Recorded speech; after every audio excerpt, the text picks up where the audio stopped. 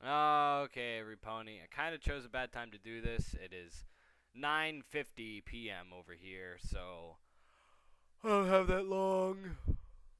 Um, that yawn was not for added effect, just by the way. So I'm gonna be getting a sort of a short video, but at least I'll get some to you guys, right? Okay.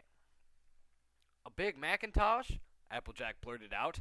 What the hell are you doing here at this time of hour? Darling, what's wrong? You look like you've seen a ghost, Rarity said, more concerned on the appalled look on Big Mac's face.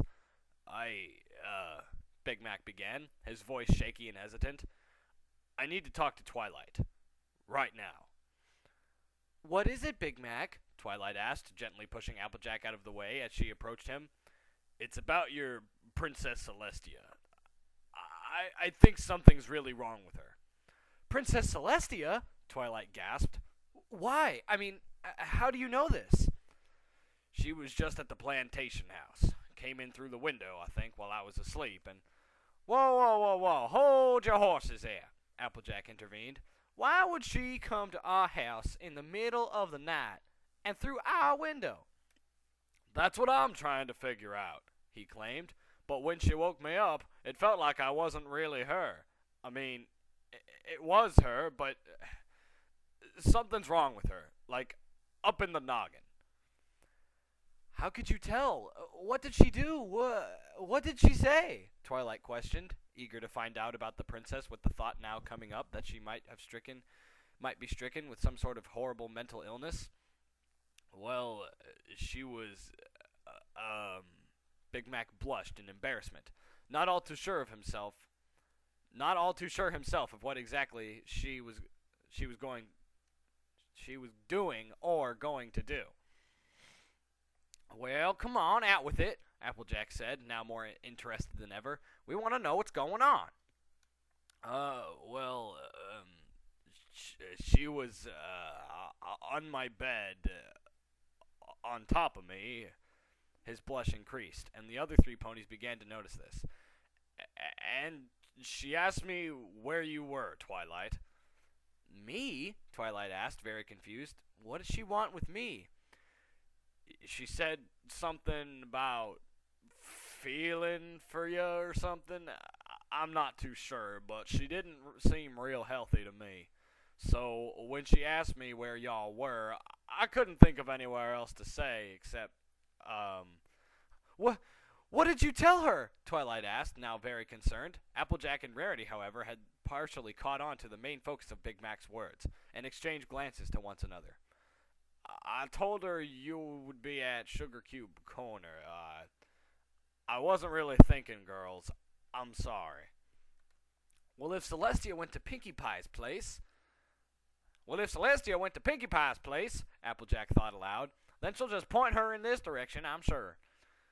Well, there's one more thing, Big Mac confessed. Right after I told her, she and I saw Rainbow Dash peeking through the window, and then suddenly just flew after her. I don't know what happened after that, so I decided to come here and make sure y'all were safe. She flew after Rainbow? Twilight questioned, already incredibly confused. But if she's looking for me, why didn't you tell her where I was? I told you, I don't think she's exactly straight in the noggin. She was acting weird and not herself. You gotta believe me. I believe you, big brother, Applejack said, taking a step forward. She had known her brother all her life and knew that he wasn't anything close to that type of pony who would be able to hold the lie, especially about something as big as this. So, what do you reckon we should do? Wait, Twilight spoke up, just as Big Macintosh was about to say something else. If Celestia came looking for me, then wouldn't the first place for her go be... She suddenly sprung her head up, her eyes growing wide as she gasped loudly. Spike! Oh no! We gotta go see if he's okay! You're right, Twilight, Rarity said. We can't just leave the little dearie all alone like this. We should go check and see if he's okay. And then I think we should go to Pinkie Pie's and see if she's alright. Then we should go off to try and find Rainbow Dash. Oh, I hope she's not in any trouble. Alright then, let's go get our stuff, girls, Applejack said. We gotta go and... Wait, every pony get inside, quick! Her voice was suddenly hushed, waving everyone inside quickly. Without question, they all filed in and hurriedly closed the door. After a few seconds, there was a loud thud on the roof, followed by the noise of footsteps around the first-floor roof. Applejack, is that Princess Celestia you saw up there? Rarity whispered through the darkness. Yeah.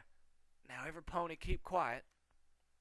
The hoofsteps moved around, and they soon heard them traveling inside the boutique, now presumably up in their bedroom. It was very obvious now that Celestia was searching for them, and though the question of why still remained, what Big Mac had told them assured that it would be the best to seek other sources of information before personally confronting the princess.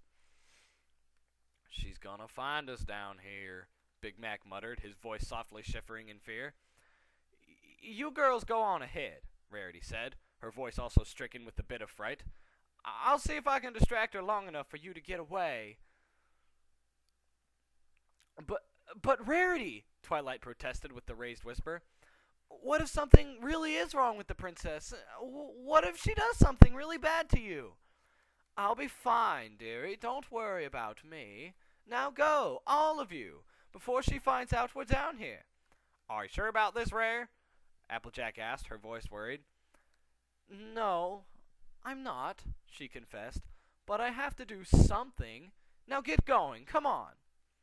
She quickly used her hooves and her magic to rapidly push the three other ponies out of the door and lock it behind them, as if forcing the decision right there and then.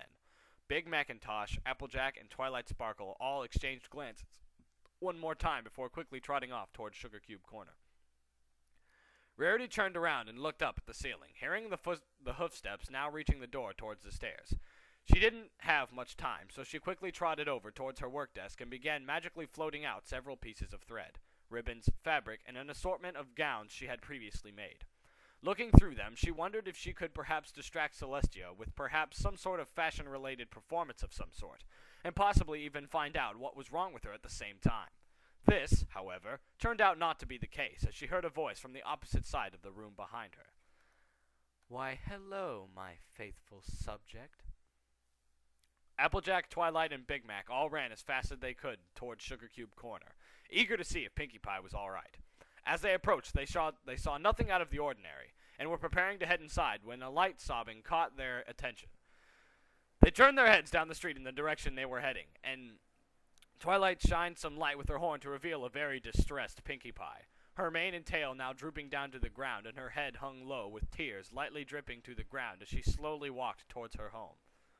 Pinkie Pie! Twilight called out to her friend. Had she not said anything, Pinkie probably would not have even noticed them. Oh, my stars, Applejack muttered as she ran up beside her pink friend. Pinkie Pie, are you all right? What's wrong? The only response was a gently raised head and a pitiful look in her teary eyes, an apparent sadness and discomfort overwhelming her. Twilight rushed up beside her as Applejack put a hoof around her, now leading her to the door of her home. Come on now, we better get you inside, and then you can tell us what happened to you. As they walked, Applejack glanced at Big Mac, who returned with a sort of, I'm sorry, but it's true, sort of message coming from his expression. The four ponies quietly filed into the building, heading up to the second floor and gently setting Pinkie Pie in her bed. The three other ponies were crushed. They had never seen their most overjoyed and completely happy-go-lucky friend in such a sorrowful state. Ooh, nice word choice. As they grouped around her, Twilight took the initiative to ask her what had happened. It was just, Pinkie finally said after a moment of sobbing. Did I do something wrong? Did I make some pony angry? What happened, Sugar Cube? Applejack asked. What got your apples all down in a pit? I don't know. I thought I was following Dashie, but... Pinkie began to cry loudly, remembering every moment of her ordeal. After another minute, she was able to stomach a few more words. I got to her house, but it was Celestia there. Applejack and Twilight gasped lightly, their suspicion now confirmed, while Big Mac simply lowered his head. I thought she wanted to invite me to a party, but I don't know. She just touched me, and it didn't feel like any sort of party to me.